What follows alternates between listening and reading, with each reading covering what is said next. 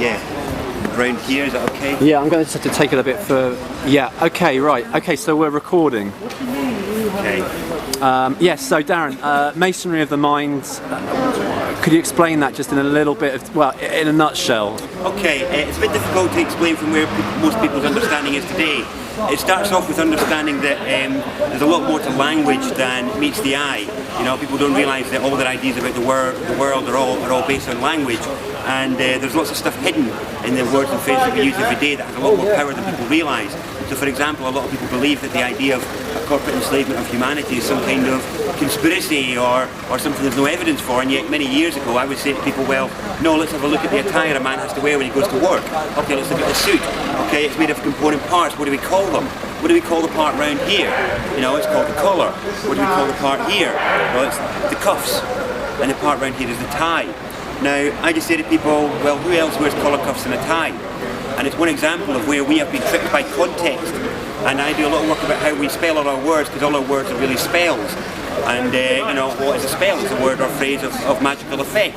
And if you think about words said to you, they can enlighten, uplift, make you feel good, but they can also mislead, entrap, make you feel bad, make you, you know, abuse yourself and others, think negative things about yourself, all this sort of stuff. And you know, how much more magic do you want? Now, what's interesting is that people seem to think that to set themselves free and to find some kind of empowerment, they have to maybe import spirituality or abandon all sense of system and organisation. But that's not actually true. There's a doorway through language, which is what I call real masonry. Because if we look at what language is made up of, it's comprised of these characters, these shapes, and they're shapes that have a particular effect on our mind. And this is what the whole art of spelling is about. Now, the great thing about the art of spelling is that once you understand it, you can never be tricked again. A bit like the collar cuff tie thing.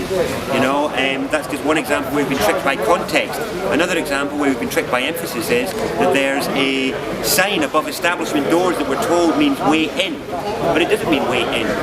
Now you imagine corporate establishments where, you know, you're walking into these emporiums of desire, all these things which promise everything from, you know, social status to sexual allure to being able to fill your belly, and you know, that word is entrance.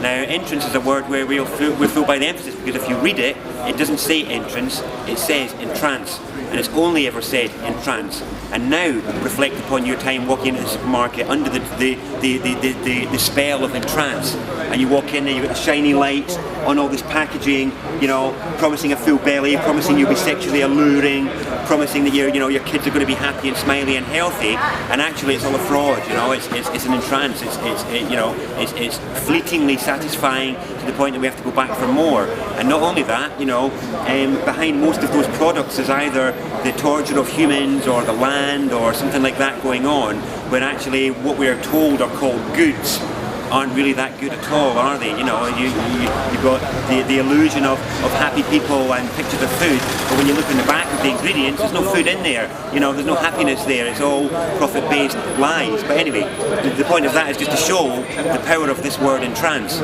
and the effect that it has on us. And those are just two examples of everyday words and phrases that are staring us in the face that we just don't pay attention to.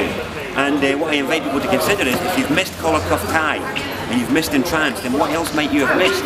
You know, and those are just little doorways into what I'm talking about, where you can come and study the whole science of language and sound, and how that is the real gateway to freeing the mind. Thank you. How's that?